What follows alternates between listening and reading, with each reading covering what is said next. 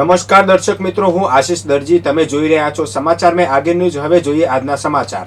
મહેસાણામાં સરકારી વહીવટી તંત્રમાં ડ્રેસ કોડને લઈને એક મોટો વિવાદ સામે આવ્યો છે. શહેરના પ્રોજેક્ટ મેનેજરના ઇન્ટરવ્યૂ માટે મળેલી એક ઉચ્ચ સ્તરીય બેઠકમાં મહેસાણા મનપાના deputy commissioner Darshansinh Chavda casual T shirt પહેરીને પહોંચ્યા હતા. આ બેઠકમાં જિલ્લા કલેક્ટર, અધિક કલેક્ટર અને ડીડીઓ જેવા ઉચ્ચ અધિકારીઓ હાજર હતા. બેઠક દરમિયાન ડેપ્યુટી કમિશનરના પહેરવેશને સરકારી ગરિમા અને પ્રોટોકોલની વિરુદ્ધ ગણાવી રેસિડેન્ટ અધિક કલેક્ટરે તેમને જાહેરમાં ટોક્યા હતા અને શિસ્ત જાળવવા બાબતે ઠપકો આપ્યો હતો. આ મામલે ડેપ્યુટી કમિશનર દર્શનસિંહ ચાવડાએ પોતાનો બચાવ કરતા જણાવ્યું હતું કે તેમને આ બાબતે કોઈ સત્તાવાર નોટિસ મળી નથી. સાથે જ તેમણે દલીલ કરી હતી કે સરકારી કચેરીઓમાં ડ્રેસ કોડ અંગે કોઈ ચોક્કસ લેખિત પરિપત્ર નથી. જોકે સરકારી કામકાજમાં ફોર્મલ કપડાં પહેરવાનો વનલખ્યો શિષ્ટાચાર હોય છે, ત્યારે આ ઘટના હાલ વહીવટી વર્તુળોમાં ભારે ચર્ચાનો વિષય બની છે.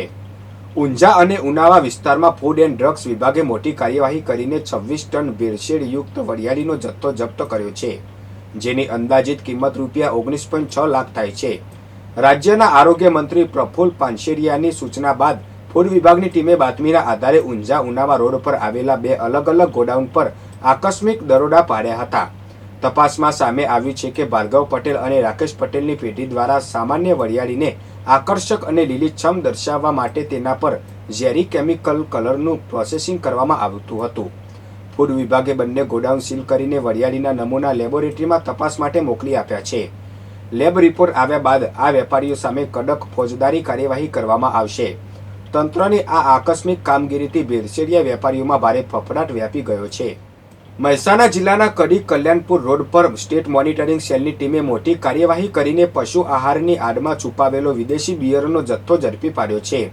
પંજાબથી કચ્છ તરફ જઈ રહેલા ટ્રકમાંથી પોલીસે 13,189 કિંગફિશર અને 12,669 ટુબર્ગ બિયરના ટીન મળી કુલ 25,858 નંગ બિયર જપ્ત કર્યા છે. બાતમીના આધારે એસએમસીની ટીમે કડી પાસે ટ્રકને કોર્ડન કરીને તપાસ કરતા પશુ આહારની કોથળીઓ નીચેથી બિયરનો મોટો જથ્થો મળી આવ્યો હતો. પોલીસે ટ્રક ડ્રાઈવર હેમારામ જાટની ધરપકડ કરી છે. આ કાર્યવાહીમાં બિયર ઉપરાંત ટ્રક, રોકડ અને મોબાઈલ મળી કુલ ₹89.95 લાખનો મુદ્દામાલ જપ્ત કરવામાં આવ્યો છે. પોલીસે ટ્રક ડ્રાઈવર સહિત મુખ્ય બુટલેગરો એમ કુલ 8 લોકો સામે કડી પોલીસ સ્ટેશનમાં ગુનો નોંધીને વધુ તપાસ હાથ ધરી છે. કટોસણ રોડથી બહુચરાજી સુધીની નવી બ્રોડગેજ રેલવે લાઇનનું નિરીક્ષણ પ્રક્રિયા સફળતાપૂર્વક પૂર્ણ કરવામાં આવી છે. પશ્ચિમ રેલવેના ડિવિઝનલ રેલવે મેનેજર વેદ પ્રકાશ ગુપ્તા અને સાંસદ હરિભાઈ પટેલની હાજરીમાં ટ્રેક, સિગ્નલિંગ, સ્ટેશન સુવિધાઓ અને સલામતીના માપદંડોની ઝીણવટભરી તપાસ કરવામાં આવી હતી. રેલવેના અધિકારીઓએ જણાવ્યું હતું કે જો CRS નિરીક્ષણમાં બધું સામાન્ય રહેશે તો ટૂંક સમયમાં પેસેન્જર ટ્રેન સેવા શરૂ કરી દેવામાં આવશે. આ મહત્વપૂર્ણ રૂટ પર આગામી 11 જુલાઈએ 120 કિલોમીટર પ્રતિ કલાકની ઝડપે ટ્રાયલ રન હાથ ધરવામાં આવશે. સ્થાનિક વેપારી આગેવાનોએ આ તકે શંખલપુર અંડરપાસમાં પાણી ભરાવાની સમસ્યા સહિતના પ્રશ્નો અંગે રજૂઆત કરી હતી. આ રેલવે લાઇન કાર્યરત થવાથી મહેસાણા અને પાટણ સહિત સમગ્ર ઉત્તર ગુજરાતના યાત્રાળુઓ અને વેપારીઓને મોટો લાભ મળશે. ખાસ કરીને બહુચરાજી આવતા લાખો શ્રદ્ધાળુઓ માટે રેલવે મુસાફરી વધુ સુવિધાજનક સાબિત થશે.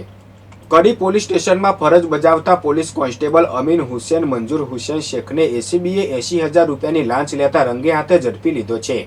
ફરિયાદીના ભાઈઓ વિરુદ્ધ લાંગણજ પોલીસ સ્ટેશનમાં નોંધાયેલી ફરિયાદનો નિકાલ કરવાના બદલામાં કોન્સ્ટેબલે શરૂઆતમાં 2 લાખ રૂપિયાની લાંચ માંગી હતી, જે બાદમાં 80,000માં નક્કી કરવામાં આવી હતી.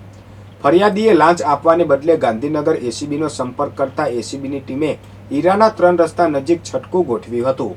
કોન્સ્ટેબલે લાંચના નાના સ્વીકારતા જ એસીબીએ તેને ઝડપી પાડી આગળની કાયદેસરની કાર્યવાહી હાથ ધરી છે.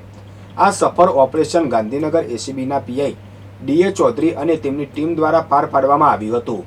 એસીબીએ નાગરિકોને લાંચની ફરિયાદ માટે ટોલ ફ્રી નંબર 1064 પર સંપર્ક કરવા અપીલ કરી છે.